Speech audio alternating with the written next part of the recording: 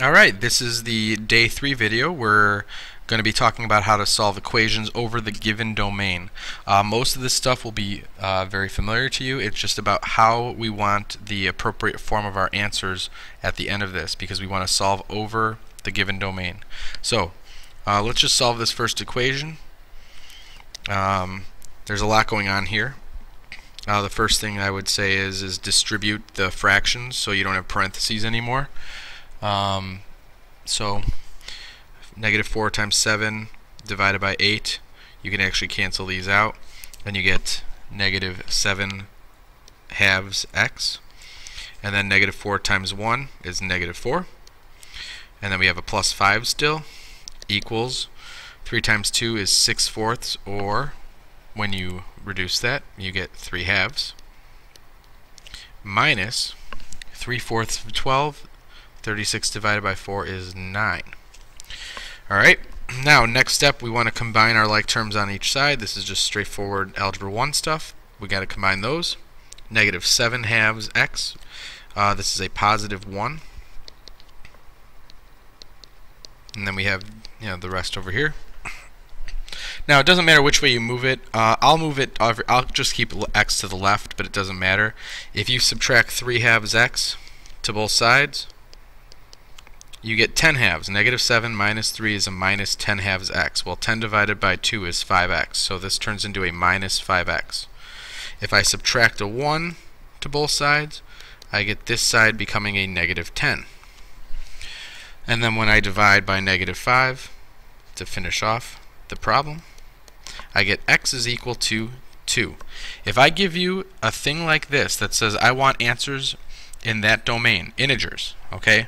Well, we talked about those yesterday. An integer is all negative or positive numbers that are no decimal or fraction. You look at your answer. That answer is an integer. Therefore, it's the correct answer. But the correct way I want you to write it is in the brackets. That's saying that the answer in that set is 2.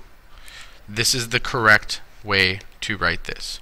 Now, an extraneous solution, which is talked about in the directions, is something that is not in the set that I'm asking for.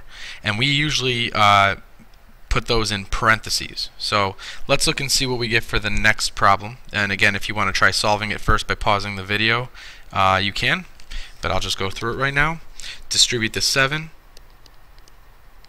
Distribute the negative 2. I guess that'll become a minus 8. And then we have a plus 6m. So the next step, again, add your like terms on the same side if you can. So this stays 7 minus 7m. We have a negative 10 and a positive 6. That turns into a negative 4m minus 8. Now we start moving things around. I'm going to add 4 to both sides. I'm going to move the letter over to the left, and then I will subtract the 7 from the right.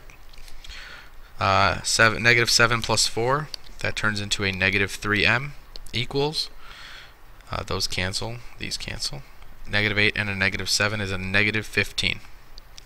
When you divide, I'm going to just do it. Negative 15 divided by 3 is equal to 5. M is 5. So that is not the final solution. We look and go, what do I want? Well, I wanted negative numbers. Is 5 a negative number? No, it's not. Therefore, there is no solution. To do no solution, you write the no solution symbol. Or you can write no solution if you want. Do not put brackets no solution, because brackets means there is an answer. Okay? Now, there is an extraneous solution. We did get a solution, it's just not in the domain that we want it. So when we have an answer that's not in the domain, we put it in parentheses. So this is the acceptable answer for the problem. We have either no solution or the no solution symbol, but we have an extraneous solution of 5. And that's the only difference of what you've done from Algebra 1, is the answer in the correct domain of what I'm looking for. I'm looking for negative, my answer was positive, so no, there's no solution, but there is an extraneous solution of 5. A solution that works for the problem but not for the domain of what I'm looking for. Alright, all real numbers means that that's usually what you solve over, so you just have to solve the problem. 10 minus 5x, and again pause it if you want. I'm going to just start combining right now. We have negative 2x and a negative 3x. We have a positive 3, positive 7. So over here I get a negative 5x plus 10. I'm going to subtract 10, subtract 10. I'm going to add 5x, add 5x. Well, you guys should see what happens here. Cancel, cancel, cancel, cancel. We get a statement that says 0 equals 0. If you guys remember from Algebra 1, when you have a 0 equals 0, that is a true statement. That means that x is all real numbers. Now, for that one, you can just kind of box the answer. That's all I really need for that. The other thing is you can use the symbol for all real numbers, which is an R with an extra leg. So it's like leg, and then another one, and then make an R. That symbol represents that any real number for x will work for this equation. Okay? Now, let's go on to number 4. You have 2 summer jobs. Again, do as many of these as you want on your own first. See if you can do them. First job, 28 hours and earn $7.25. So, I have a job that I work 28 hours and I earn $7.25. I'm going to just write that out there. So that'll be my total amount I get. In the second job, I earn $6.50 an hour and can work as many hours as I want. If I want to earn $255 per week, how many hours must you work at your second job? Well, let's figure out what we earned at our first job first. Our first job, we earned $203 when you do that calculation. So if I want to earn $255 in the week, all I have to do for the second job is earn, I believe that's $52 when you subtract. Okay? So now we can set up a reverse equation. We know we get $6.50 per hour. There's your per hour. We can call that T. And we want that to equal $52. So now you can divide by 650 and you should get your T for, or H, whatever you want to call your variable, is 8. But you do need to label what it is. 8 hours is how many hours it'll take to work your second job to get up to 255 for both jobs total.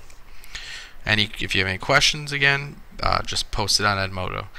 So that's 1-3 is just solving equations over the given domain. A lot of that should be review. We'll practice that on Monday, I believe. Well, it depends on what year you're watching this video. Alright, section 1.5. We're going to be dealing with the equation distance equals rate times time.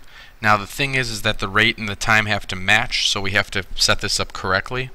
We have a fire truck's called to the scene. 3 minutes later, after that, a second truck is called. Right away, this is in minutes. We have to worry about that. The first truck averages only 30 miles per hour, so this is in hours. We have a problem with that. But the second averages 60 miles per hour. The trucks travel a total of 12 miles, so we know right away the distance of one truck plus the distance of the second truck equals 12 miles. And they arrive at the same time. So we know we can set that equal to each other as well, or the time is the same. How long from the first call did the trucks take to arrive? How far did each travel? Well, let's start filling out some information here. We know that the first truck, T1, the distance for that truck is equal to its rate times time. Well, the rate is 30 miles per hour. Miles per 1 hour. But we want to turn that into minutes. We know 1 hour is 60 minutes. So that means that it's 1/2 a mile per minute when you do the math. 30 divided by 60. So that is why this turns into 1/2. And we know the time it took from when it first was called is T. We'll call that T. Now, the second truck T2, travels a distance D2. We don't know what that is yet. But we know that that's equal to rate times time again. And its rate is 60 miles per hour. Well, that's 1 mile per 1 minute if you convert that, if you divide that by 60. So the rate is 1. The time it takes with regard to the first truck is it takes the same amount of time, but it leaves 3 minutes later, which means it's traveling 3 minutes less. So you do not add 3 here, you subtract 3. And now we have D1 and D2. Now we can sub that into our total distances over here. D1, which is this one here, goes there. And D2 I'll put, why is that not changing color for me? There we go. I'll put that here. Okay, so we have D1, D2, so we have 1/2 t plus basically t minus 3 equals 12. And now we can solve for the time it took from the first truck to go. So we have 3/2 t when you add your like terms, minus 3 equals 12. 3/2 t equals 15. Multiply by 2/3, that's 30 divided by 3, so t is equal to 10 minutes. And that's the truck for truck 1. Okay, 10 minutes for truck 1. Then we're going to do truck 2. Well, obviously if truck 1 took 10 minutes to get there, the second truck left 3 minutes later but arrived at the same time. So that means the t for the second truck is 7 minutes. Okay, now we can just use distance equals rate times time to figure out how many miles each went. Let's do distance 1. Distance 1 is just 1/2 times the time. The time was 10 minutes for truck 1. So that means the distance truck 1 traveled was 5 miles. And then some simple mathematics should tell you that if they both add up to 12, that the distance the second truck traveled has to be 7 miles. So they add up to 12 miles total. So those are our 4 answers. Truck 1 traveled 10 minutes and it went a distance of 5 miles. Truck 2 drove 7 minutes and went a distance of 7 miles. Okay, so that is a rate D equals RT problem. Just write out all the information you have and go from there. Alright, we're going to do one more of those to finish up the notes. Cyclist A and B both average 30 kilometers per hour for the first hour of a 100-kilometer race. So, at the end of the hour, cyclist B has a mishap and loses 12 minutes. Cyclist A finishes the remainder at an average rate of 25 miles, and then cyclist B goes 27.5 after resuming. Will B catch A before the finish line? So let's figure out what happens. First off, 30 kilometers per hour for the first hour. So right away, they've both traveled an hour, they've both gone 30 kilometers. So that means that they both have 70 kilometers left when the accident happens. So let's look at cyclist A first. There are 70 kilometers left. We're using again D equals RT. And since it's kilometers and kilometers per hour, we can actually do hours. If they ask for it in minutes, we can then do that after that conversion after. So distance is 70 kilometers, and we know it goes 25 kilometers per hour for the rest of the time. This is the rest of the time. So T equals 2.8 hours. And if you multiply that by 60, that's 168 minutes. So that's cyclist A. Cyclist B falls and then sits around for 12 minutes. We'll deal with the 12 minutes at the end. Don't worry about that. Let's just see what happens for the time that cyclist B is actually going. Cyclist B has to go 70, and it goes 27.5 kilometers per hour times T. So we're going to see how long it'll take him to get to the end. If you solve that, you should get T equals 2.55 hours. And if you multiply by 60, you get approximately 153 minutes. Well, it takes cyclist B 153 minutes to finish, but we also fell and had 12 more minutes of just laying on the ground. So we have to add that to here because that's part of the total time it took B to get there. So when you add them together, you get 165 minutes for cyclist B.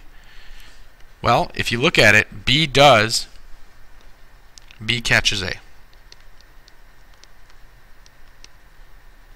Because B will finish the rest of the race in 165 minutes, A will finish in 168 minutes. So B will finish faster, even though the cyclist fell. So, all right, that is the notes for tonight. Again, post any comments or any concerns, and I will see you guys next class period.